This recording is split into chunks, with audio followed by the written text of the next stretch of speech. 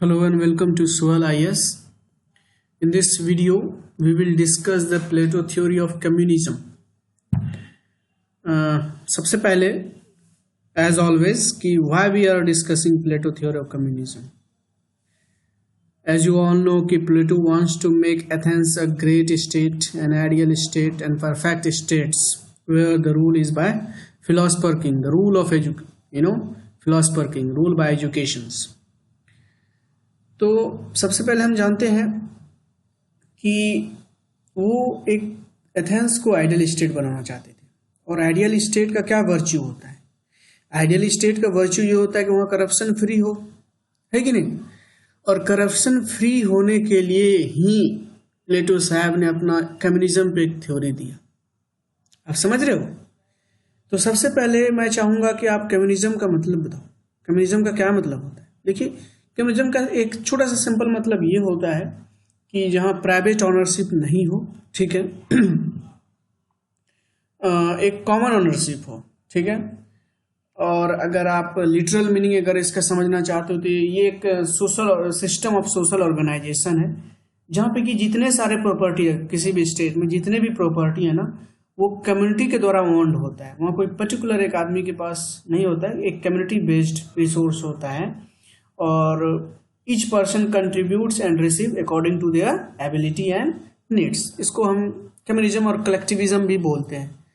इस वीडियो का पीडीएफ्स आपको हमारे चैनल है, टेलीग्राम चैनल है, उस टेलीग्राम चैनल में मिल जाएंगे। आप जाइए अपने टेलीग्राम चैनल, वहाँ पे सर्च कीजिए सुहाल IS, आप वहाँ से इस वीडियो का पीडीएफ डाल दिए। और सारे वीडियोस के पीडीएफ यहाँ है, वहाँ पे आप जाके पढ़ सकते हैं, ठीक है।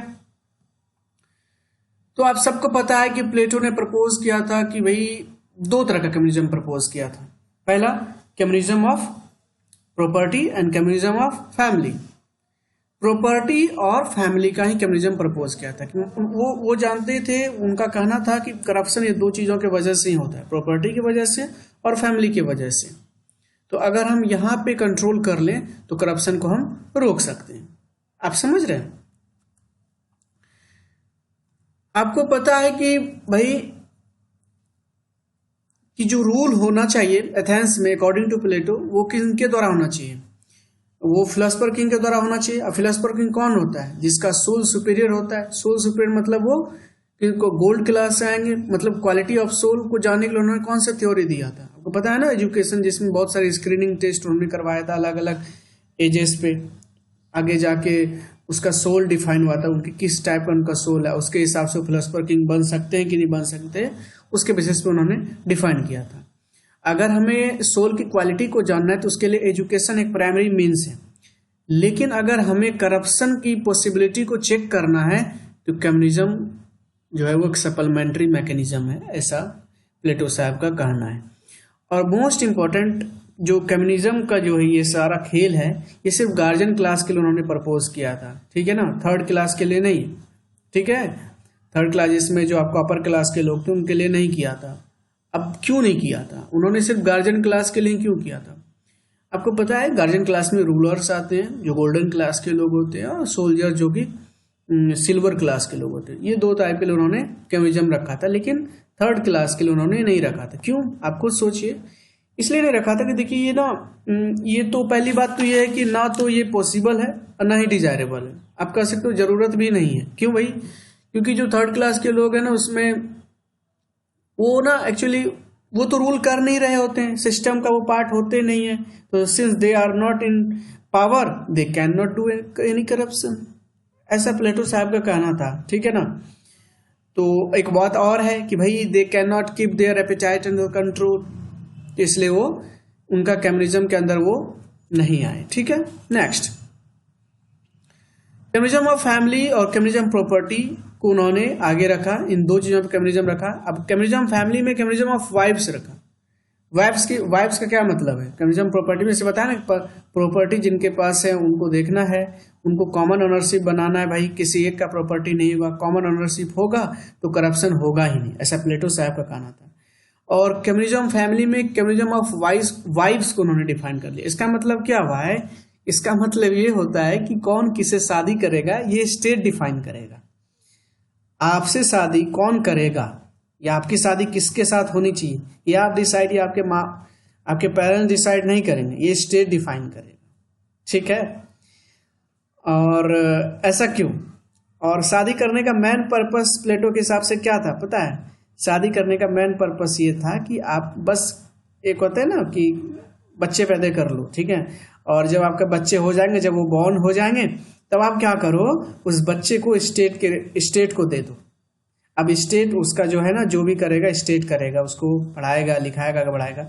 मतलब बेसिकली अब जब बच्चे का जन्म हुआ तो आप स्टेट को सौंप दिए, तो अब आप क्या हुआ, आपको पता नहीं है ना कि मेरा बच्चा कौन है। जब आपको पता ही नहीं मेरा बच्चा कौन है और आप पावर में है, तो आप किसी के साथ डिस्क्रिमिनेशन नहीं करेंगे, कोई नेपोटिज्म नहीं होगा, है ना।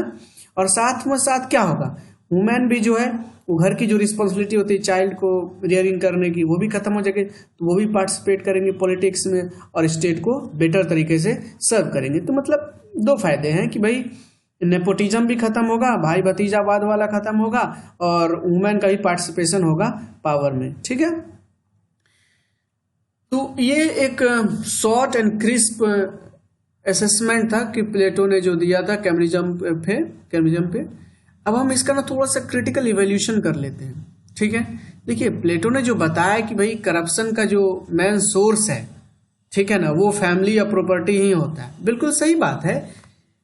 लेकिन जिस तरीके से उन्होंने प्रिस्क्राइब किया इसको सॉल्व करने का, आपको लगता है कि ये सही है? ये रॉन्ग है, क्योंकि भाई आप किनसे शादी करोगे ये स्टेट डिफाइन करेगा, आपके बच्चे आपके पास नहीं रहेंगे बचपन से ही, वो स्टेट के पास जाएगा, तो एक काइंड ऑफ बार्बेरिज्म की तरफ नहीं ले जा रहा है ना। इसमें कोई डाउट नहीं है कि जो प्रॉपर्टी है, फैमिली है, वो करप्टिंग इन्फ्लुएंस होता है, नेपोटिज्म और करप्शन का कारण बनता है। लेकिन डायग्नोसिस ठीक है, लेकिन प्रिस्क्रिप्शन रॉन्ग है। और प्लेटो साहब जो इनके स्टूडेंट बहुत बड़े ग्रेटेस्ट डिसिपल रहे, उन्होंने भी क्रिटिसाइज किया है। उनका कहना था कि भाई everyone property is no one responsibility होगा अगर ऐसा होता है तो। कहिए कैसे? देखिए मैं आपको छोटा सा एग्जांपल देता हूं। अभी मान के चलिए कि जो भी क्लाइमेट चेंज हो रहा है, ओवर ग्रेजिंग हो रहा है, ठीक है ना, ये किसी एक का तो नहीं है, सबका है, तो इसको बहुत तरीके से ओवर यूज कर रहा है। क्या स्थिति बन गई आप देखो, किसी का तो कंट्रोल ही है ना। स्पेस है, उनपे तो किसी का कंट्रोल नहीं है।